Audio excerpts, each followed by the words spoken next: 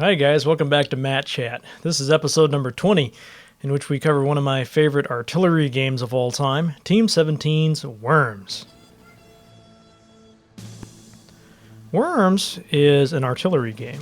That may or may not mean something to you, but you should know that the types of gameplay seen in Worms goes way, way, way back, all the way back to well before any video game consoles. As a matter of fact, to some of the very first computers.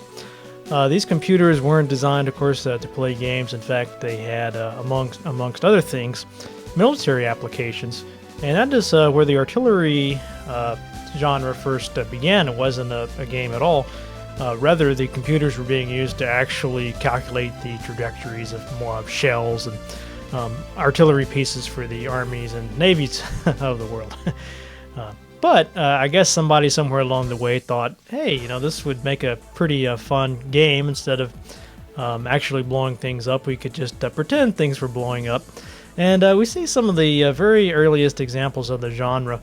There are no graphics of any kind. Instead, basically the players take turns inputting the amount of power or powder and then an angle. So you might type in 50% power at a 45-degree angle, and then the computer will respond back, well, you overshot the target by 20 meters or 200 yards or whatever the case may be.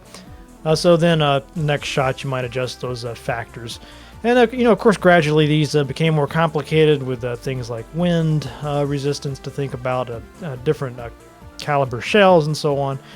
But it took probably my guess is sometime in the maybe in the 70s or in the early 80s. At some point, these made their way over to personal computers. The earliest ones I was able to find were actually in computer magazines. This was back in the day when you could buy a computer magazine with a source code and type in the code, and then you could play the game on your home computer. Very exciting stuff back in the day. But anyway, there were some of these games I noticed in some very early creative computing magazines. But really, as far as I know, could be mistaken about this, we didn't get ones with graphics until the 80s. And some of those were available on the Apple II, the Commodore PET. Probably every early home computer had some version of this.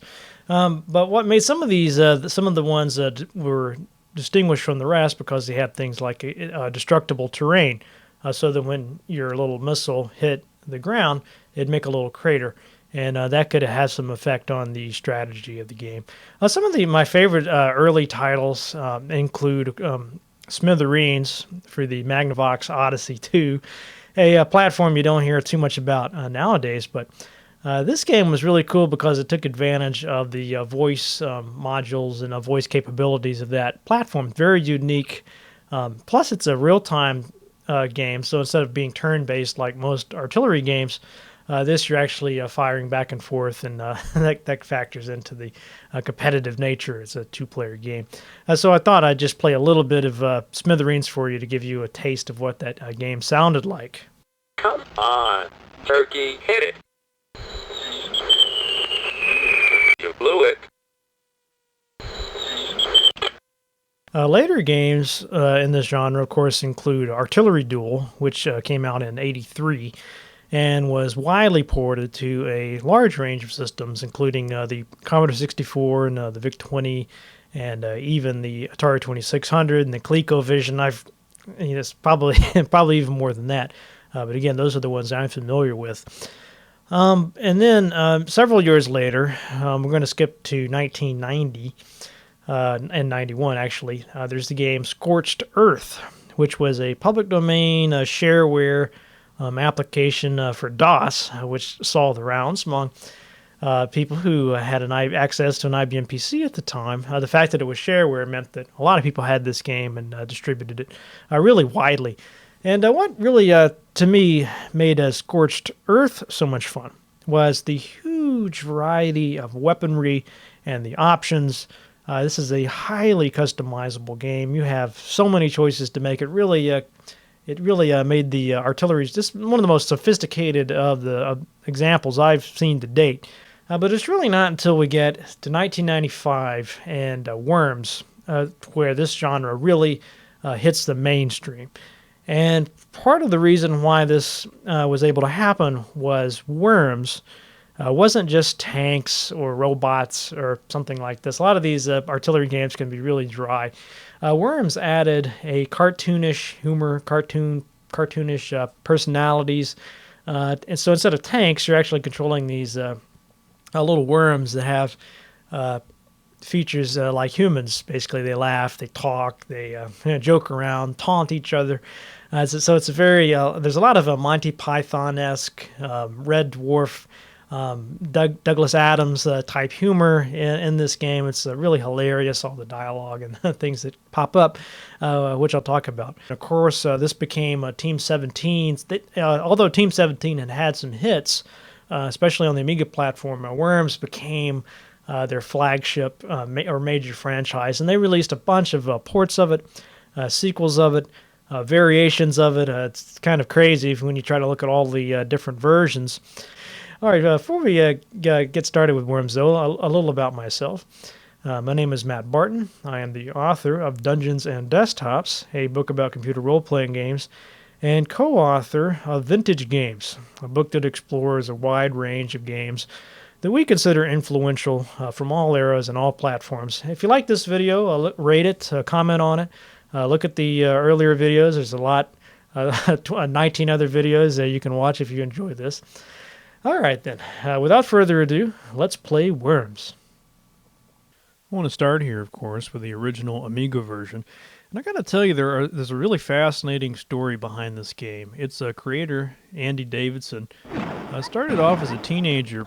He was programming some games for his scientific calculators. His friends were trying to see who could come up with the most fun game for their calculators.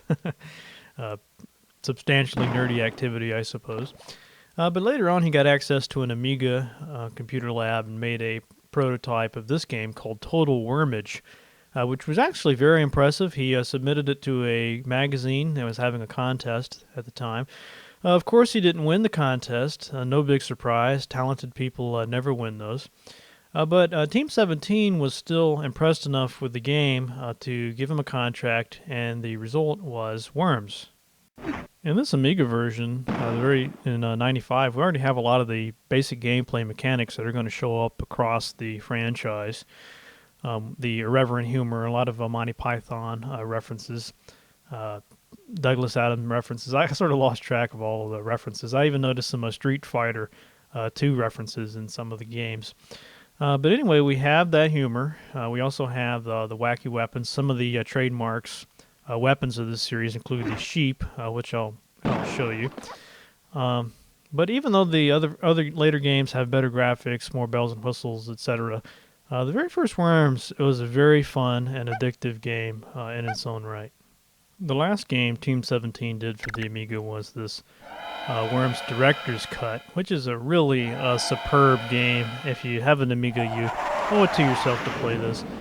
Tons of weapons, tons more character, just basically what we had in the first Worms and lots more of it. I wanted to show you some of the more fun weapons here. I'm partial to this weapon called the Mad Cow.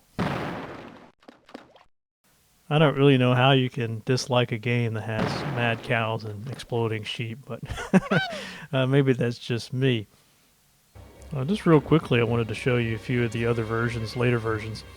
This is Worms World Party for the Dreamcast, and as you can see, the graphics are greatly improved over the Amiga version, but still a lot of the same gameplay mechanics.